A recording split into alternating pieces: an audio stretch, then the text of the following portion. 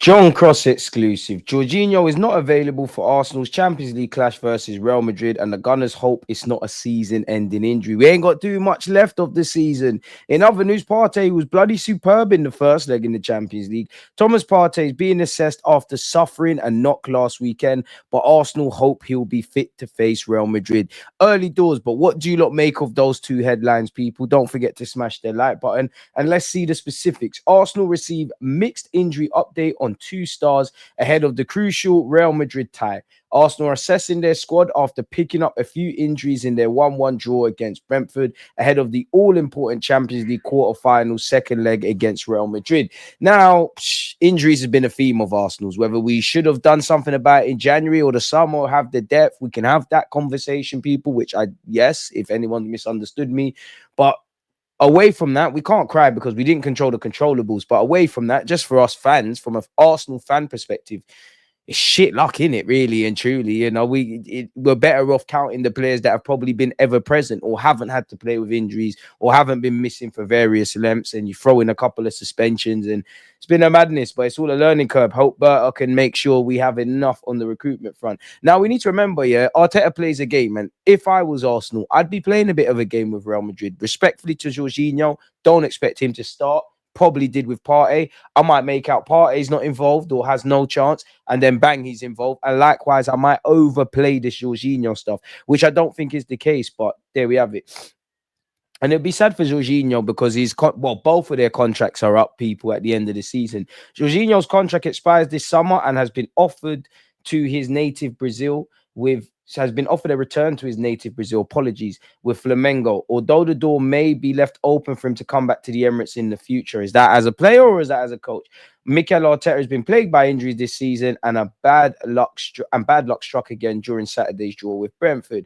Thomas Partey, as we know, is being assessed. He also received a knock. I was a bit scared in real time with Jorginho because he was holding his chest for obvious reasons. On that topic as well, our thoughts go out to Eddie Howe, who's in and out of hospital at the moment. Jorginho, 33, suffered a chest injury against Brentford, and Arsenal finished the game with 10 men as they had used all their subs. Ironic, the one time, well, not the one time, but one of the time Arteta does, and you can't bring anyone on.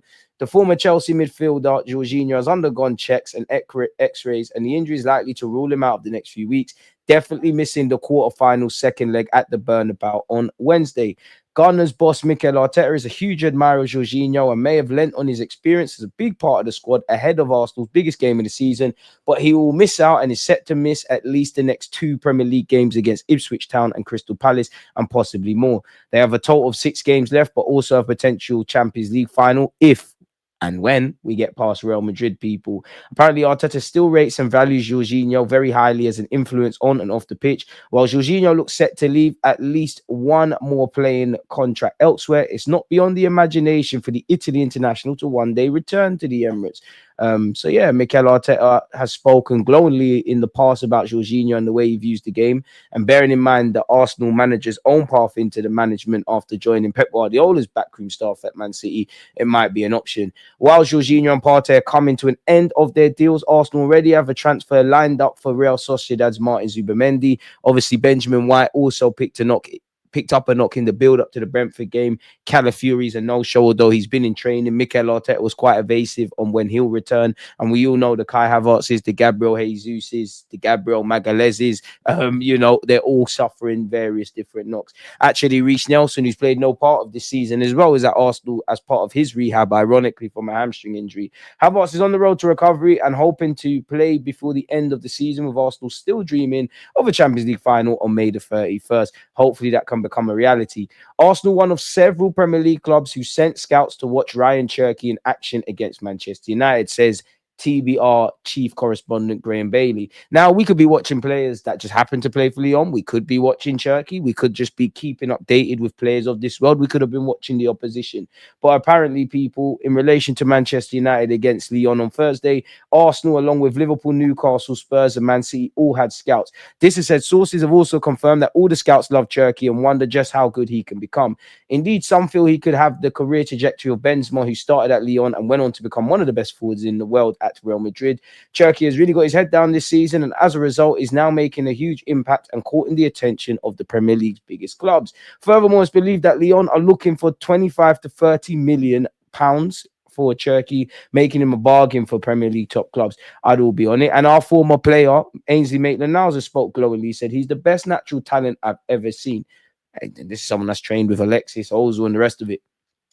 An absolute master, a wizard with the ball. He's taking chances, assists, and dragging us up the pitch by taking people on and not making people. He's two-footed, has no fear, keeps on going and going, can get past players with such ease, such finesse. He's now working for the team off the ball and has gone on to another level this season. Now, that gives me praise because clearly on the ball he's a talent, but in the modern day of system football, it's how you work off it.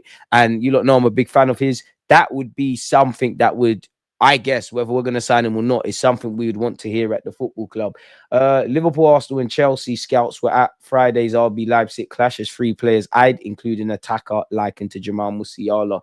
Who is this about, people? Who is this about? Again, there's no way of quantifying any of this is actually true, if I'm honest with you. But Luke Cable, a defender, is drawing a lot of interest. Benjamin Sesko is a top target for Arsenal, allegedly. And Xavi Simons are all going to have Premier League interest to various degrees, people. So I'm sure everybody was looking at them. Allegedly, Arsenal are worried about Chelsea's interest in Nico Williams. Chelsea are interested in signing Nico Williams from Athletic Bilbao this summer, a young left-footed winger who took last summer's Euros by storm.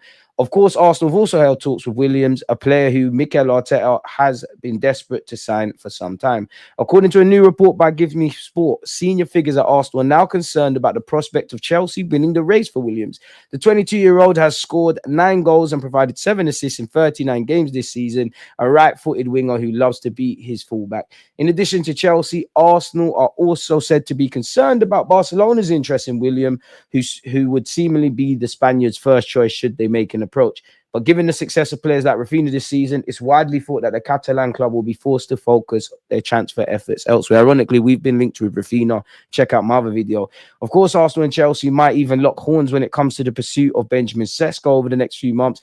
Both London clubs have been linked with the striker over the past year and are both still yet to find their next number 9. Sesko is ready to leave Leipzig following the recent dismissal of their manager Marco Reus and the club's poor season overall. However, with the likes of Victor Gyökeres also thought to be available this summer, he might even be a more attractive ready-made solution. And to that end, Arsenal allegedly are preparing a bid for Gyökeres, according to a report in Portugal, people. Apparently, Real Madrid are not interested in Martin Zubamendi. They prefer Liverpool's Alexis McAllister, and Gravenberg agent has been talking up his client's chances of one day playing for Real Madrid. Anyone taking Kevin De Bruyne? Kevin De Bruyne says he cannot rule out joining one of Manchester City's Premier League rivals when he leaves this summer. Bayern Munich plan to sell Paulinho this summer. Could he be a direct replacement for Thomas Partey? Allegedly, he wants to stay at Bayern, but they could be willing to move him on. Apparently, he's got interest from Saudi, West Ham, and he is 29, so I know longevity goes against him, but he is Premier League proven. Would you take a punt? We're still linked with Joel Hato, although any potential deal is likely to hinge on the future of Jakub Kiwior. Mikel Arteta allegedly has made Benjamin Sesko Arsenal's number 1 target. Now, we hear Berta's a big fan of Gyökeres. It seems like this is said Mikel Arteta is a big fan of Sesko. Who knows, man? But we need to bring a striker in come the summer. Jamie Gittins, who's been linked with us, apparently Chelsea are in pole position and he wants to return to England and play in the Premier League. He's informed Dortmund he wants to leave the club and the Bundesliga. It's been one of the most intense weeks in the Real Madrid dressing room ahead of their clash versus Arsenal. Bellingham and Rudiger had to be separated during training as a bad tackle led to a confrontation and insults from both players. That's something you expect here in football. I personally think Nordegaard should have been sent off for this tackle on Martinelli, but apparently James Bell, the VAR for Arsenal's clash versus Brentford, had only worked as a VAR official in one other game prior after going through the training program. To be fair, you have to get experience sometime. If the referee had called a red card for Nordegaard's challenge, he would not have overturned it. Well, I don't know how that's relevant, but yeah, once again, Chelsea and Arsenal are leading the race allegedly for Nico Williams. Both clubs are prepared to trigger his 60 million release clause and beat any salary proposed by Barcelona. Newcastle will make a £62.5 million bid to sign Matheus Cunha from Wolves this summer, according to the Mail. He's been linked with Arsenal among other clubs, people. Arsenal have still been linked with Javi Guerrera of Valencia, who seem to be turning their form around, and it could be a double sweep. Arsenal are reportedly preparing a considerable offer to land Javi Guerrera from Valencia in a potential double deal to replace two Gunners stars in the summer. Obviously, Jorginho and Partey out, in theory, Guerrera and Zubimendi in, if this report is to be taken correctly. It states Arsenal are leading the race to sign him amid his meteoric rise at the Mestalla. Indeed, they are said to be following his every step. He's seen as one of the brightest gems to emerge from his club's youth ranks in recent years. Valencia are said to be reluctant to part with Guerrero, but they will face a complex task trying to keep hold of him. That seems true, given Arsenal are preparing a considerable offer for the midfielder, and the value of which has not been reported.